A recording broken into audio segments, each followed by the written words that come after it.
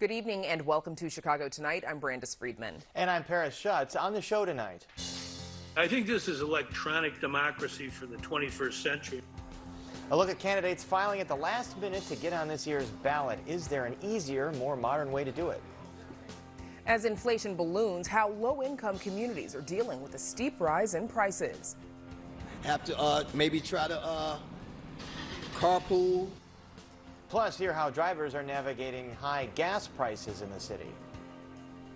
Black, Latino, and Indigenous populations were undercounted in the 2020 census. What that could mean for resources in some communities.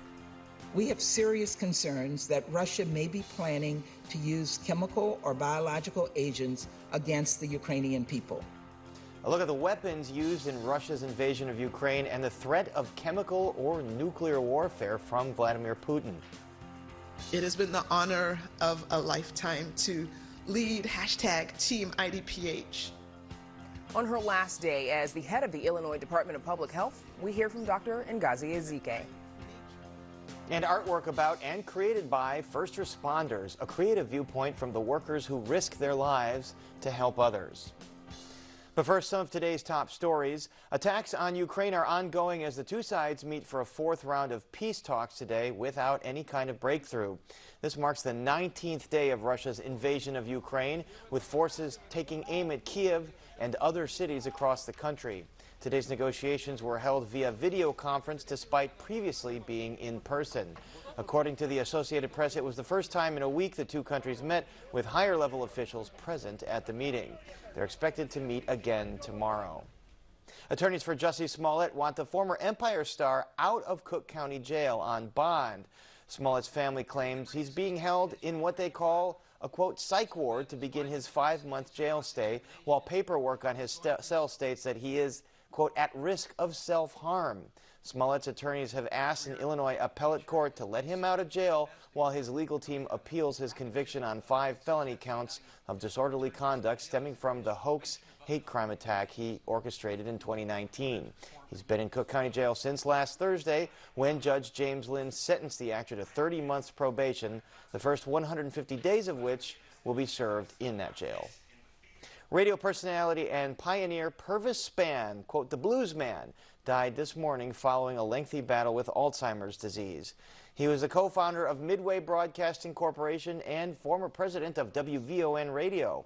Spann was inducted into the Blues Hall of Fame in 2012 and was the first to name Aretha Franklin as the Queen of Soul. His daughter, Melody Spann Cooper, is carrying on his legacy as the chairwoman and CEO of WVON, running it now as a talk station.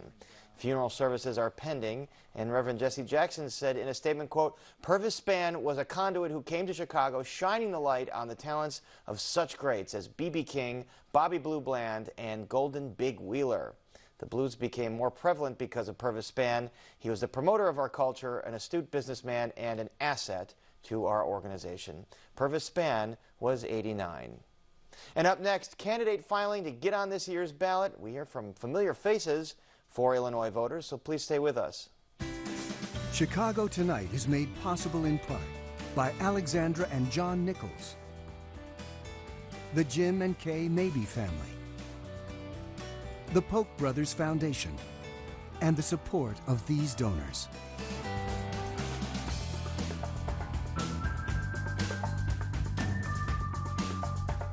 Today is the deadline for Illinois candidates hoping to make it on the ballot for the June 28th primary. It's a convoluted system to get there, and some, including a former governor, say it's ripe for updating. Amanda Venicky joins us now with more. First, Amanda, any surprises about who did or did not submit petitions today? Yeah, Brandis, we've all been waiting to see whether a big name suddenly decided to run for election, or did a high-profile candidate that had been expected to run suddenly drop out. Well, or maybe there's a candidate who wants to run but couldn't manage to get their petitions in order because, as you mentioned, it is a complicated process, and more so than it may seem on its face. No major statewide surprises that I have noticed, at least so far. The deadline was 5 o'clock, and so you could have election officials taking some time to get everything online. that's up to date. But we do know that the attorney who is responsible for a lot of anti-masking lawsuits, that's Tom DeVore, he has filed to run for Attorney General. Also, former Cook County Commissioner Richard Boykin this afternoon turned in paperwork to run for Cook County Board President against incumbent Tony Freckwinkle. No big name Democrats have filed to take on Governor J.B. Pritzker in the June primary, and all 5 of the highest profile Republican candidates for governor do have their petitions in. Of course, there is always the chance that someone will be knocked off the ballot because campaigns don't just need enough signatures, they need good qualifying signatures. And then there are even rules about how petitions have to be stapled together, otherwise somebody could be disqualified. State Representative Kelly Cassidy says Illinois makes it difficult on purpose. It is 100% about making sure that the people who have access to resources and campaign operations have a leg up. Cassidy proposes Illinois take a new, more modern approach following in the steps of Denver, Colorado, which uses electronic gathering of signatures. Which would cut out so many of these steps and, most importantly, cut out the time-honored Chicago tradition of attempting to get your opponent kicked off the ballot because somebody's signature doesn't look like it looked when they were filling out the form on the counter. I often joke, when you're registering to vote, you're writing everything very cleanly and neatly, and your signature is your perfect penmanship signature. And when you're grabbing somebody at an L stop on a 20-degree day, those signatures aren't going to look the same. Guilty as charged on that sloppy signature business. Now, Cassidy says that gathering the signatures electronically would take out all of those steps. And here's how it would work. A candidate that wanted to opt in to going this route would borrow a tablet from the State Board of Elections. I say, pardon me, are you a registered voter in the 49th Ward? Yes. Want to do democracy a solid and sign my petition? And I hand you my tablet instead of my clipboard. And you verify that the information, I've just pulled you up in the voter file, you verify that that's you check a box, you sign. It verifies that your signature is relatively the same because we all know what we do on those electronic things too. And bada bing, bada boom, Amanda Vinicky is in my bank of required 300 signatures I need to get on the ballot. Cassidy says that it would mean that elections attorneys would lose some work and also that incumbents, such as herself, would likely see more competition. But Cassidy says she's okay with that. That's democracy. Cook County Clerk Karen Yarborough, not convinced yet. And I need to take a look at that legislation. I've heard about it before. I want to see what it says, what it does. And as long as it, there's also something else out there, and that has to do, while we're looking at pandemic and we're looking at other things, but what about cybersecurity? Things have to be safe and secure. Meanwhile, former Illinois Governor Pat Quinn is going a different route that could speed the transition to electronic filings. He wants a question on the 2022 general election ballot, so in November, asking voters if they want to amend the state constitution so that they could, in the future, use petitions to require legislators take votes on measures having to do with ethics. What happens in Illinois, really for half a century, is reform bills may be put into the hopper, but they never even get voted on by the members in the House or the Senate. And we want to change that. Quinn had tried to do something similar before. When I was governor, several times I tried to get what's called an ethics initiative. I was blocked, frankly, by the former Speaker of the House, Mike Madigan. Now that Madigan has been indicted on corruption charges, Quinn wants to try again. He says it's all the more reason to do so. But the window to collect thousands of signatures statewide to get a referendum question on the November ballot is short. He only has until mid-May to get it done. Plus, Quinn says it is a pandemic. So he wants voters to be able to sign an online petition to get that question on the ballot. He points out that you can buy a house online, file your taxes, and also legislators voted to give themselves the ability to vote virtually. So the politicians can give themselves this right. They ought to give it to the everyday people who are passing petitions for a cause we all believe in, clean government. It's high time that we end the corruption in Illinois and do it at the ballot box where the voters tell the politicians what the rules are. A court hearing on Quinn's bid, a virtual court hearing, by the way, is set for March 30th. That's just days before Madigan's next virtual court hearing. Meanwhile, Cassidy's bill has not advanced. Brandes, back to you. Amanda, thank you. And now to Paris with a look at the local impact of surging gas prices. Paris. That's right, Brandis. While gasoline prices have already reached record numbers, some analysts predict drivers could see the costs go even higher. Chicago Tonight's Joanna Hernandez headed out to see how people are navigating this high-octane dilemma. We ain't putting no gas in right here. Drivers are feeling the impact at the pump. $5.49, $5.99, that don't make no sense. Spent $30 and it ain't do nothing. With prices climbing close to $6 a gallon in some areas of the city, Chicagoans are strategizing for ways to save money. Restaurant food, you have to cut that out. Prices have soared in the midst of Russia's invasion of Ukraine. And with President Joe Biden banning oil imports from Russia, drivers like Steve Smith are worried how prices will affect his family. Usually it would take like $60, $65, but now, the other day I filled it up, it was almost like $105. Ooh. It hit the pocket. The American Automobile Association reports the national average for a gallon of gas is $4.32. And a AAA spokesperson says those prices are here to stay, at least until summer. The price of gas is going to be also going up a few cents during spring and summer because we change from winter blend to summer blend. Oil refineries go into seasonal maintenance, so they won't be at full production for a period of time. And we've got spring break and summer coming when more people are going to be on the roads. So what can you do to save money at the pump? Well, a local car expert says the simplest thing to do is to turn off your car when you're not driving. The more your car idles, the more fuel you burn and your fuel efficiency goes down drastically. Waiting for your child to come out of school, that's one that people are in their car on their phone waiting for that 30 minutes for a child to come out, and you're burning fuel. He also says keeping an eye on your tire pressure and reducing weight in your vehicle can go a long way. Reset your trip odometer when you fill up. There's a mileage per gallon meter on your vehicle. It's a continuous, so you may not see the true footprint of your fuel efficiency unless you reset that every time you fill up. At the gas station on Roosevelt and Western, some drivers resorted to just filling up enough to get through the week. I understand that sometimes conflict must happen, but we shouldn't have to pay for it. At this point, it's unclear when gas prices will head back down. Right now, the market is very volatile. It's erratic. We are monitoring it closely, but again, we can't predict when the prices are going to drop. In the meantime, drivers we spoke with are thinking of creative ways to avoid those high gasoline prices. I might be giving me a scooter. If it do, we're going to be on the bus, train, bike.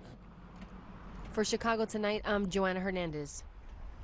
And as of today, AAA says Illinois' average price for a gallon of gas is $4.56. Although the price of oil has gone down a bit, we'll see if that translates to gas prices soon. And prices are high all around. Inflation rose nearly 8% last month compared to February 2021. It's at the highest level since 1982. The cost of food and energy is also rising the most. And as we just heard, while the increase in the cost at the pump or in the checkout line impacts everyone, those who are already operating on a tight budget may be feeling the impact most acutely. And joining us now to discuss how the rise in prices is impacting the communities they serve are Peter Beal Del Vecchio, CEO of Marillac St. Vincent Family Services, and Roxanne Nava, Executive Director of Metropolitan Family Services in North Center, located in the Belmont-Cragen community area. Well, thank you both for being here. Pete, how have you seen inflation and rising gas prices impact the families that you serve?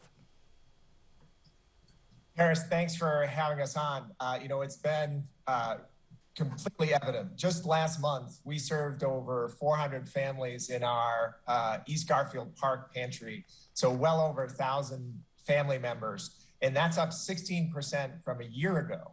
And we had to actually order 6 tons more food to meet the demand. So it's very real in terms of the impact. Wow, so up 16% from the height of COVID a year ago. Roxanne, are you seeing the same thing in Belmont-Cragen? Paris, thank you also for having us. So Belmont Cragen many would argue was one of the hardest hit neighborhoods in the state of Illinois and in Chicago as it relates to positive cases for COVID. So on top of the COVID pandemic, we have an economic pandemic as well. And so we have seen another spike of demand for services of Metropolitan Family Services as it relates to behavioral health, domestic violence. And as an example, as we're serving a family in behavioral health, it's hard to think of that when you're thinking of how am I going to get to work? How am I going to feed my child when everything is so exponentially more expensive? So we have seen a spike in services. And Pete, give me an example of the kinds of decisions that families have had to make to deal with the spike in prices. Sure. We've got a lot of reports of families sharing what resources they have within their families, but also to neighbors who are unrelated. And that's a major impact for them. We have one gentleman who's got an elderly father who's trying to keep his heat as low as possible to keep his electric bill down. Because right now they're both making the choice not to have a cell phone because they can't afford to have a cell phone and put food on the table and pay their bills. And so very real choices. So we're happy to be able to step in and provide food and toiletries and other things that have been, we've seen a lot of requests for. And Roxanne, I want to get back to what you just said about the spike in services as it relates to mental health, domestic issues. Is there a connection here between those things and economic pressures like inflationary costs? There is. So to give you an example, we have, an example of a home visiting program where the mom passed away due to COVID, and now the grandmother is the guardian of 3 young children. And so it's not very easy for this grandmother to go re-enter the workforce while trying to really stabilize the children. And so these are real things. The thing is that we have a very resilient community. So while we provided direct services, organizations such as Pete, when we know our clients need food, we partner with, organizations for food. We partner with organizations for housing. We partner with our city, state government officials. We partner with our medical partners so that they are on site providing vaccines, on site providing the healthcare resources that our community needs. So we see the spike in domestic violence. We meet the client where they're at. So they might come in for domestic violence, and then we address through wraparound services the other needs that are in that household, such as early childhood services, making sure there's a safety plan. So, but the spike is challenging. We're very fortunate to have our best asset, which is an amazing staff, amazing team. And clearly, compounding problems over the last 2 years, starting with COVID. Pete, at Via Del Vecchio, both of your organizations here have had to be very active over the last couple of years. Does your organization have the resources to meet the needs right now? Yeah, we've been lucky. The Food Depository has been a fantastic partner. Again, places like Metropolitan. I just want to echo first what Roxanne said about just the mental health impact and needing to be trauma informed and how great the staff is to respond there, because this is long-term, exposure to stress hormones, et cetera. We're going to see this continue to impact families for a while, but thankfully we have some corporations step up, like DocuSign, Salmon's Financial Group, Made Good Foods have all given us donations to help us buy produce, and so many individuals that step up. So we're well positioned right now to step in and help where people need. I'm sure it's the same at Metropolitan. And Roxanne Neva, it's not clear when this inflationary pressure might ease, when gas prices might go down, when the price of food might become more reasonable. What is the long-term impact on some of the folks that you serve of this dragging out really long? The long-term impact is, on the positive side of long-term impact, is where COVID really, I think, had us break down silos in the community and work together as a community. So that is a positive long-term impact, is that as a community, we meet on a weekly basis for the last 2 years so that where we provide one service and another community partner does another service for our clients, it's admirable the resilience and grit that they face in overcoming these challenges, being a grandmother and facing these challenges. It's going to take, while the pandemic hit overnight, it's going to take a lot longer to resolve it. And Pete, but we're in it for the journey. And Pete Beal Del Vecchio, same question to you. Pandemic, inflationary pressures, higher crime. I mean, what's the long-term impact going to be on the folks that you're serving? The long-term impact, you have to think about who is it that often needs a place like a food pantry or other help. And typically frontline workers, people who are hourly wage earners. And to get through the pandemic, and now the other shoe has dropped with all this inflation, particularly around gas prices. And so trying to earn back that savings is going to take a really long time for them to continue to, try and gain some financial stability. So that's another, in addition to the mental health, that's just a very real, pocketbook kind of thing that people have to deal with and figure out how to make ends meet for the long term and not just now. A lot of concerns right now and a lot of important work that your organizations are doing. Our thanks to Pete Beal Del Vecchio and Roxanne Nava. Thank you so much. Thank you. Thanks, Paris. And up next, just how accurate was the recent U.S. Census? Please stay with us. Certainly we can celebrate, but we also have to recognize what so many people have gone through because of racism and what people continue to go through. I think that Americans are finally beginning to embrace that we are African, we are Indigenous, we are European, we are Asian, we are everything.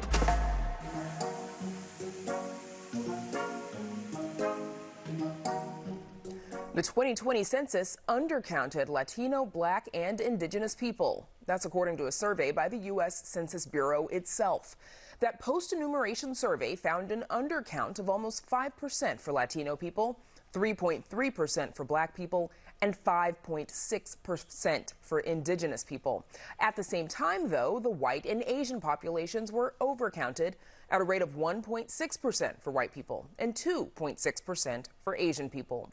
Joining us to talk about the impact of these findings are Aisha Butler, the co-founder and CEO of Resident Association of Greater Englewood, also known as RAGE, Sylvia Puente, president and CEO of the Latino Policy Forum, and Oswaldo Alvarez, former director of the Illinois 2020 Census. Thanks to the three of you for joining us. Oswaldo Alvarez, starting with you, please, how does the census compile this information on the undercount?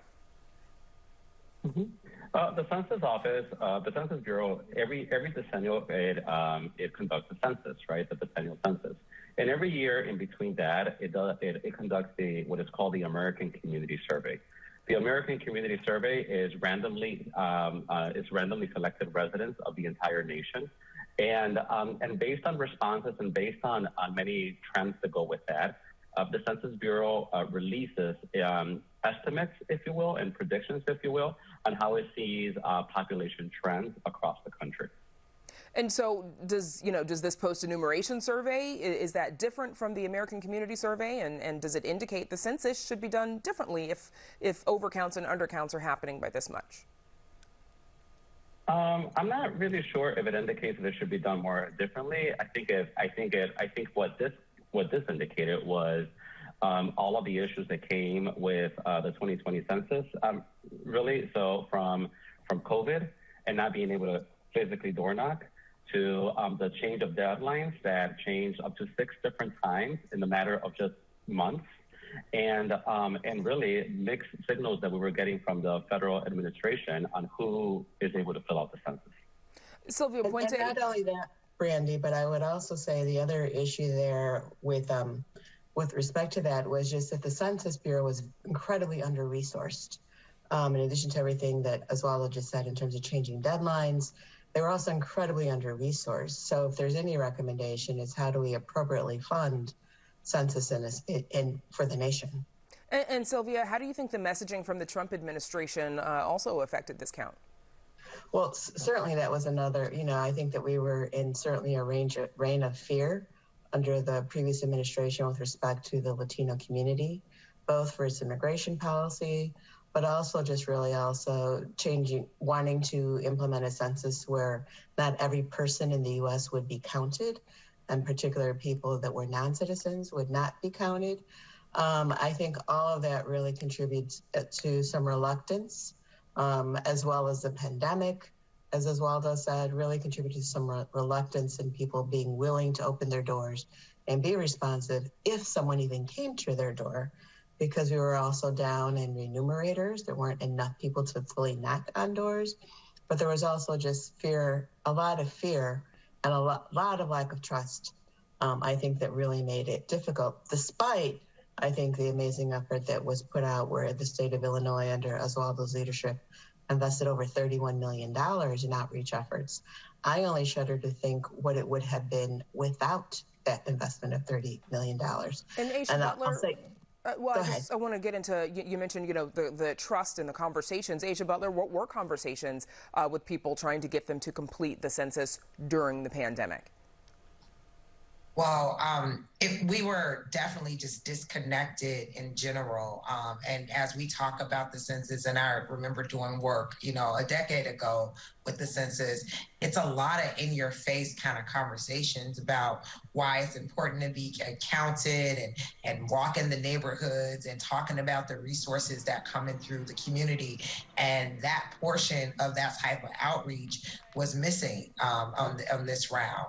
And then with COVID and with all the miscommunication that came from local government or federal government, more and more people felt even more distrust around participating in the census. And for us, folks were just more concerned about other things, how they were going to make money, how they were going to pay their gas and light bills, and that the conversations we were having with folks, it just was not a priority this year. And Oswaldo, of course, the census count, it has an impact on how congressional seats are allocated. Is there anything, though, that state and local governments can do going forward in case there are federal dollars that may have been missed out on because of this undercount? I mean, to Sylvia's point, I think that here at the state of Illinois, we were very fortunate that we had the state the state itself invested in creating the census office. Also, there were some dollars that came from the city of Chicago. There were some dollars that came from Cook County. All of this led to Illinois being actually number one in terms of self-response rates among states with over 8 million people. So overall, we were number 7. So states like Nebraska, Iowa, what have you, had the self-response rates were higher. But ours, like for New York, Ohio, Florida, Texas, Illinois came number 1. So I think that a recommendation that I would just make is that investment that comes from the local level really makes a difference, because that investment can be invested in a way that really incorporates all of the local organizations, such as we did in the state of Illinois, that we funded over nearly 500 nonprofits to be the boots on the ground, trusted messengers, trying to convey the message of the census. But Brandy, to your point, that is going to be lost revenue to the state of Illinois, right? We undercounted the Latino population by somewhere in the neighborhood of 100,000 people. And if we would have had an accurate count, the Latino population would have grown not just by 15%, but 20% in the state. That's incredible when we look at the population losses that we saw in the white community and the basically even no growth in the Black community. So it's really important to think about what the significance of that is for Illinois' economy in terms of our labor force, in terms of our home ownership growth, and all the other things that help to drive our state's economy. And to your point, Sylvia, in 2010, there was a 1.54% undercount, specifically in the Latino community, but then it jumped to 4.99, nearly 5% in 2020. But Aisha Butler, moving over to you, what impact do you think this undercount could have in Inglewood? So, here in Inglewood, we are already starved of resources sometimes, and opportunities and funding. And so the fact that we're undercounted, which is we are very, low count, as they would say, community in general, this will have a huge impact. It'll have an impact on some of the infrastructure dollars that are coming our way. It'll have an impact on our schools. It'll have an impact on our tax base just in general. We know that our population decreased significantly. And we know that those funding and that resources will also decrease significantly, and so our work has to really be to advocate regardless of what that count said around the resources that are needed here. It will have a significant impact here. Okay, we'll have to leave it there. My thanks to our guests. Oswaldo, go ahead. Did you want to add something?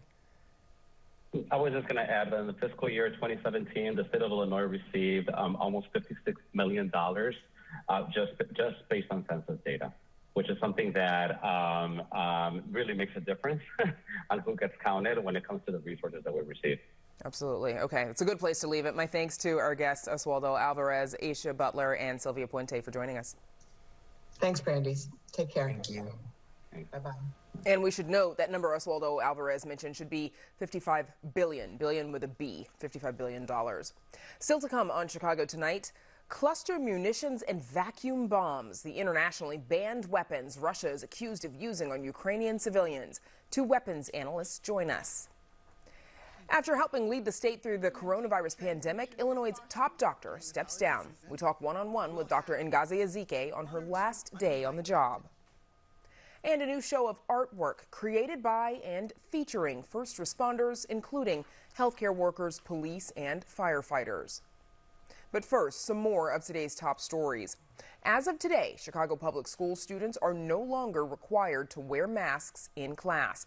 Some exceptions remain. Masks must be worn while visiting the school nurse, when experiencing COVID-19 symptoms, and when returning from 5 days of learning or working from home after contracting COVID-19 or being exposed to it. This is despite an agreement with the teachers union, which had negotiated for the COVID-19 safeguard to remain in place through the end of the school year. The two sides are presenting their cases to the Illinois Educational Labor Relations Board on Wednesday.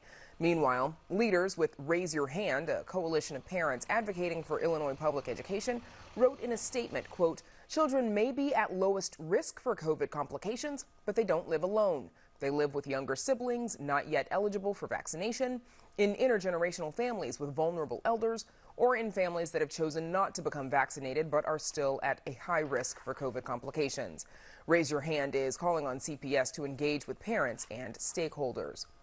Meanwhile, a group of 11 alderpeople are calling for a special city council meeting. Their goal is to pressure Mayor Lori Lightfoot to revise the requirements that all city employees be vaccinated against COVID-19. The measure, which is set for consideration this Wednesday, calls on city health officials to make COVID-19 policy that includes, quote, natural immunity. Recent data from the mayor's office shows more than 2,000 members of the Chicago Police Department are not vaccinated. As of today, 30 members of CPD and 19 members of the Chicago Fire Department are on no-pay status following yesterday's deadline to get at least the first dose of the vaccine. You can read more of this story on our website. Attorneys for Jussie Smollett want the former Empire star out of the Cook County Jail on bond. Smollett's family claims he's being held in what they call a psych ward to begin his 5-month jail stay, while paperwork on his cell states that he's, quote, at risk of self-harm. Smollett's attorneys have asked an Illinois appellate court to let him out of jail while his legal team appeals his conviction on 5 felony counts of disorderly conduct stemming from that hoax hate crime attack he orchestrated in 2019. He's been in Cook County Jail since last Thursday, when Judge James Lenz sentenced the actor to 30 months probation, the first 150 days of which to be served in the jail. A long-anticipated effort to create greater access to O'Hare Airport from the western suburbs advances in City Council. The Aviation Committee is endorsing a plan to sell more than 200 acres of Chicago land to the Illinois Tollway to build a new north-south tollway. The hope is to ease congestion on the Kennedy Expressway around O'Hare. The tollway would be known as I-490, connecting Interstate 90 and Interstate 294. Construction of I-490 could be completed by 2025. And there's more of this story on our website as well. And now, Paris, we toss it back to you. Thanks, Brandis.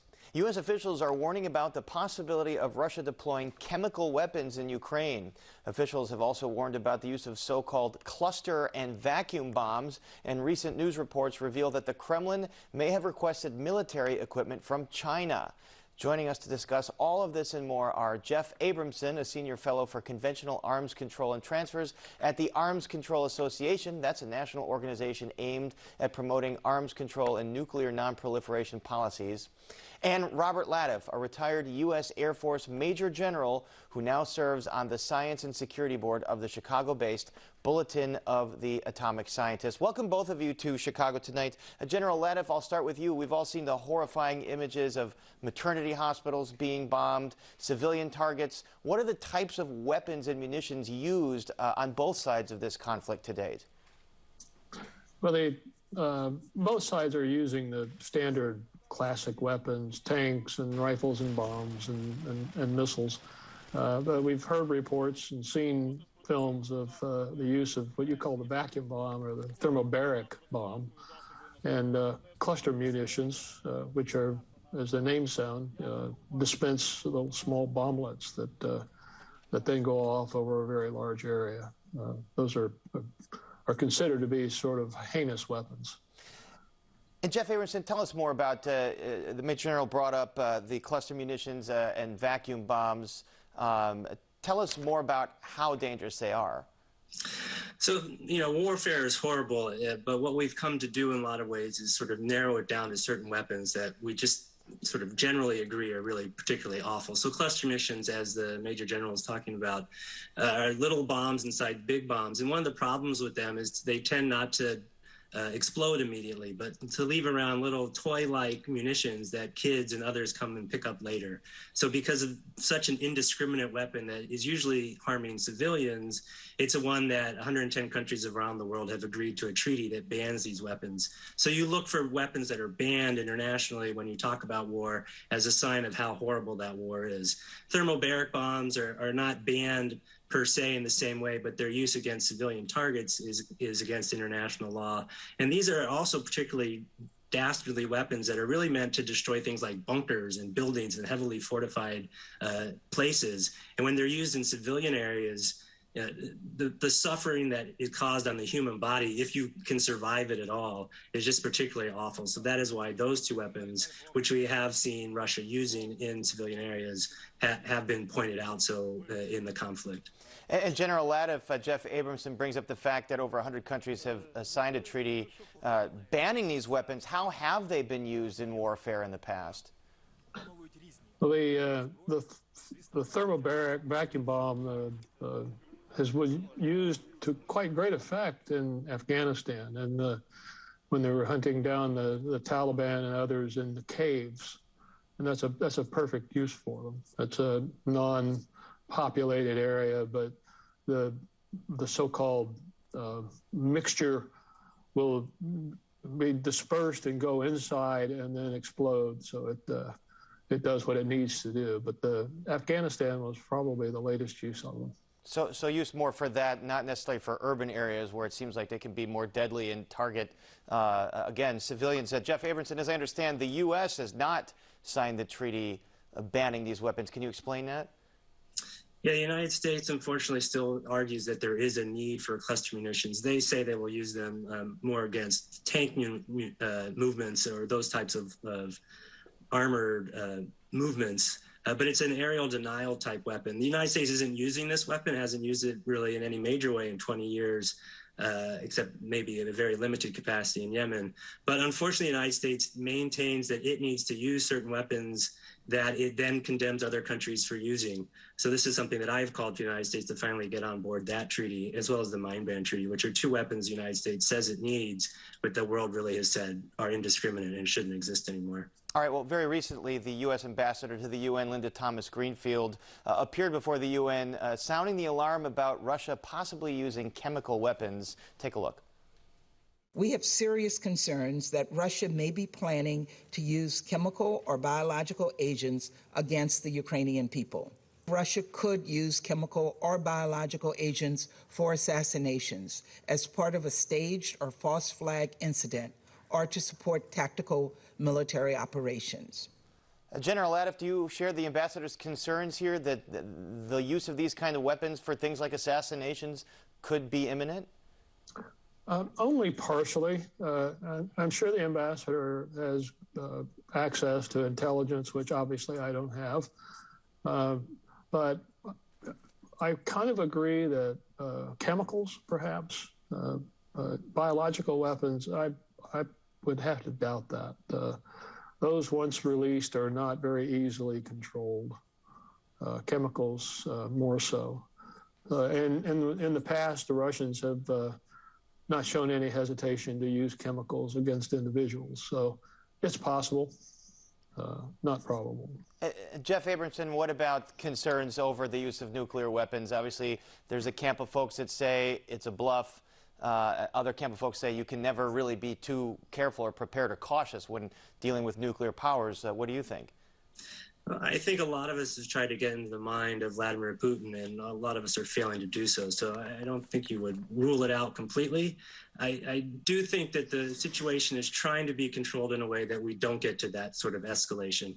I think the real scenario where you might see a nuclear exchange is if you started to see direct military conflict between U.S. or NATO forces and Russia that ratchets it up to a nuclear exchange. But I'm hopeful that the Putin does not want to move down that path. I hope it's bluster, but it's another sign that nuclear weapons are not actually making the world any safer. They are being used, in this case, to enable the conflict. But we're hoping that path is not taken.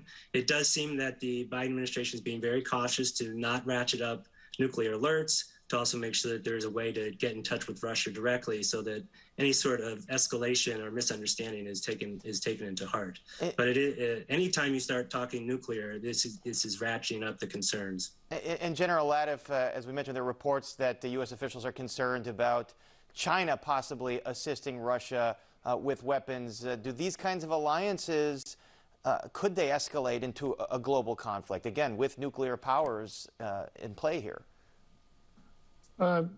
I don't think so. I think the worry with China, at least the most current worry, has been that they might be providing weapons. We don't know whether they're defensive weapons or offensive weapons or aid for that matter.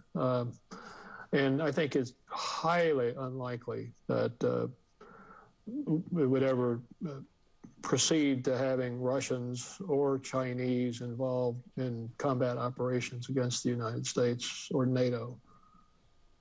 All right, well, a lot to watch here, and we thank you for your expertise. Our thanks to Jeff Abramson and General Robert Lattif. Thank you so much. Thank you. Thank you. And up next, one-on-one with the state's outgoing top doctor in a conversation that first aired on Chicago Tonight Black Voices. But first, we take a look at the weather.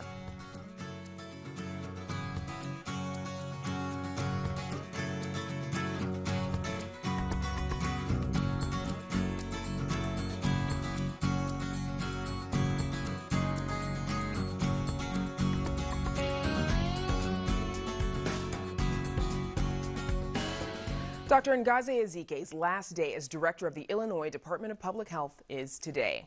She's leaving the agency after 3 years of service, much of that time spent leading the state through the coronavirus pandemic. And Dr. Ezike joins us now. Dr. Ezike, thank you and congratulations on taking this next step. You know, your announcement comes, as we enter this new phase of the pandemic. We are relaxing mask mandates, increasing vaccination rates, fewer severe cases. Did you intentionally want to wait until the situation was a bit more stable before making this decision?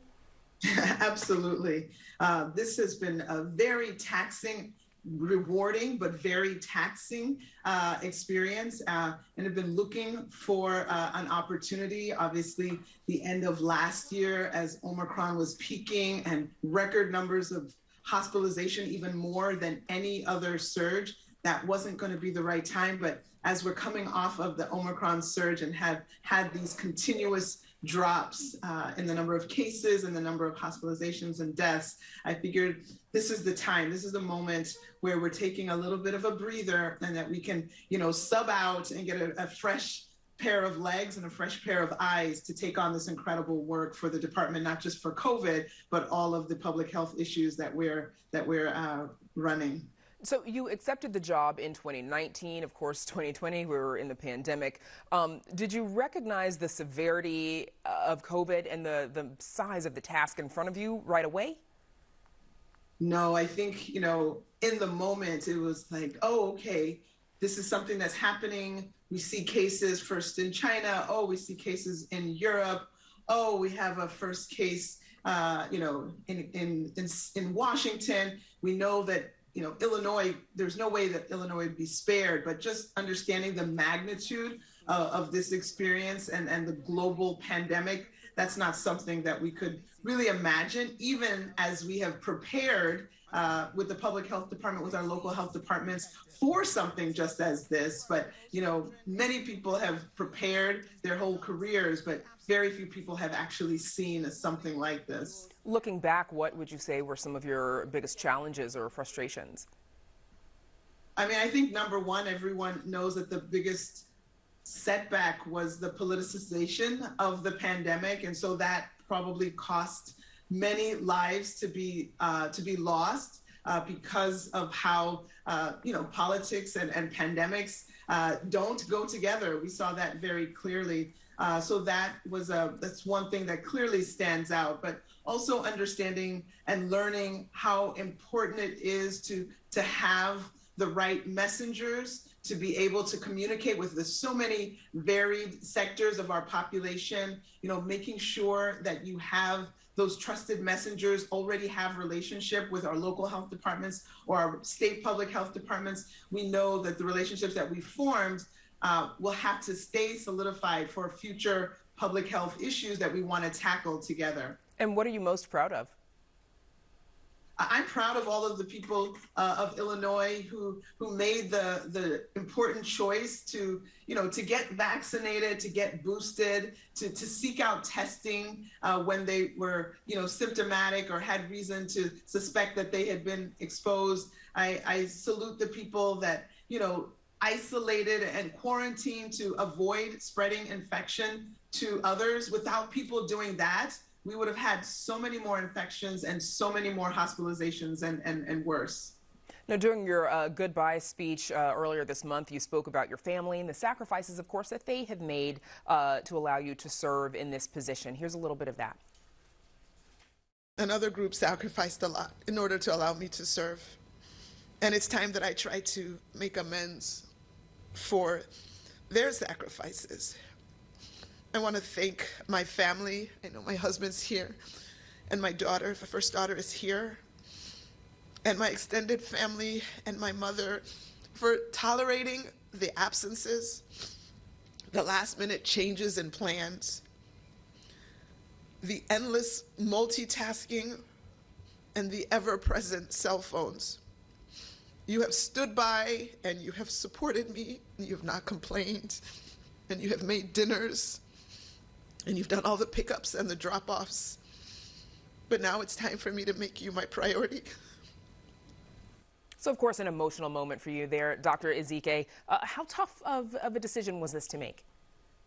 It has been so tough. And the last 2 weeks of saying goodbyes and really just expressing with the team and all the partners, just how much we've been through together and how proud we are of the work that we've done. And there's no ending to the work. And so you can always feel like it's not time, there's more to do. And so it's been this push-pull tugging about, oh my goodness, can I really walk away from this? This has been such a defining role for me and such an opportunity to grow as a leader. And so it is very hard to step away. Even as I think back about all that I've been through and how I really do need to step away and take a break, it is super hard to do that. And so it's very bittersweet.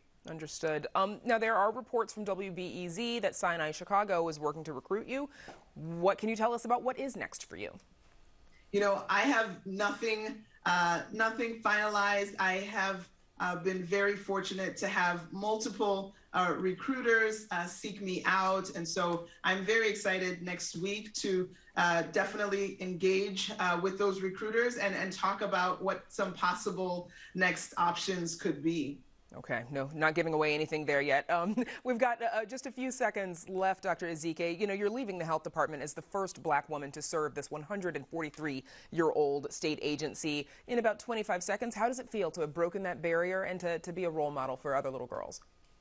You know, we're on the heels of the International Women's Day, and you know, the point of that day is to celebrate the achievement of women. I'm excited to have broken a barrier, but more important, I'm really excited to hold the door open, to have fed the pipeline, to have brought more women, more people of color into the agency, so that we can not just be celebrating the first, but be seeing the second and the third and the fourth, and not be excited to see this, because this will be normalized as something that we see from women and women of color. Dr. Ngozi Ezike, thank you so much for joining us, and best of luck in your next chapter. Thank you so much. Back with more Chicago Tonight right after this.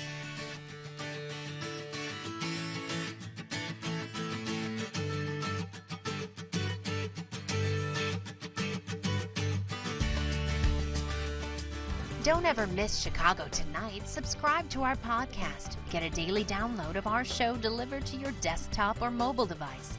Go to WTTW.com/Chicago Tonight Podcast and subscribe.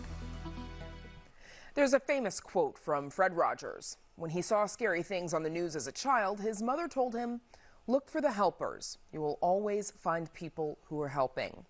An art exhibition adds a visual dimension to Mr. Rogers' advice, and the artwork is made by the helpers. Producer Mark Vitale has the story. This exhibition is called Courage. I was looking for some type of creative display to commemorate the 2-year shutdown, and rather than focus on the shutdown itself, I wanted to more focus on the individuals who responded and helped. The small but powerful exhibition comes from Anatomically Correct, a gallery that brings artwork to public spaces, in this case a busy cultural center in Skokie. Works can be realistic or conceptual or documentary.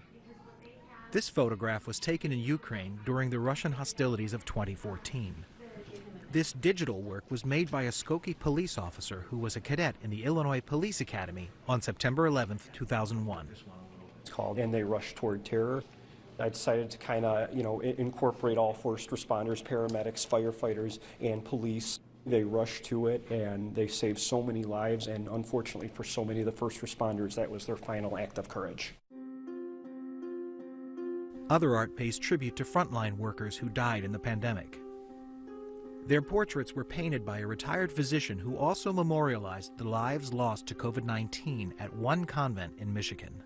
I painted for dedication of those people who are working tirelessly every day, wearing the personal protective equipment, long hours. We all experience a difficult time, but particularly for the healthcare workers in this time, they really sacrifice their life, and even they died. Veterans also had a voice in creating the exhibit. This first responders thing came about by someone saying, I've got a nephew who's a first responder, and he's got to draw. And so we started a website for him, and this is what it's grown to.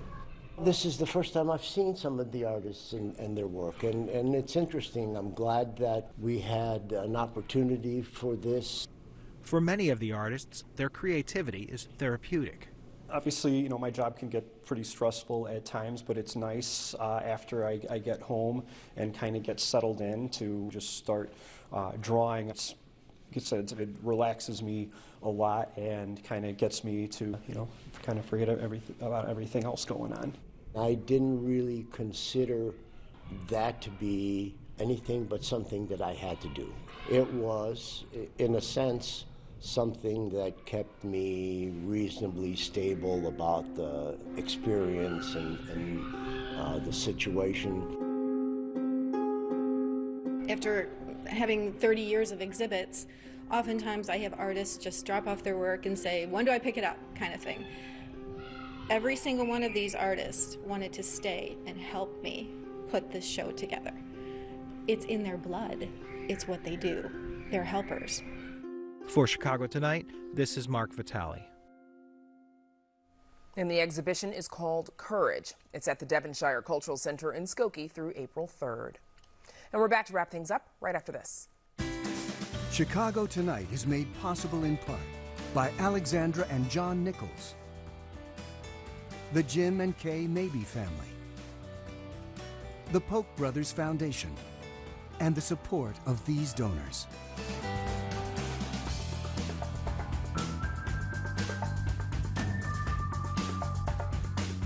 And that's our show for this Monday night. Don't forget to stay connected with us by signing up for our daily briefing. And you can get Chicago Tonight streamed on Facebook, YouTube, and our website, WTTW.com/news. You can also get the show via podcast and the PBS video app. And please join us tomorrow night live at 7. A lawsuit over Chicago's lack of crosswalks accessible to blind pedestrians is now a class action. And some Illinois employers will soon be required to receive an equal pay certificate. How an amendment to the Equal Pay Act aims to address the gender pay gap. Now, for all of us here at Chicago Tonight, I'm Brandis Friedman. And I'm Paris Schutz. Thanks so much for watching. Stay healthy and safe, and have a great night.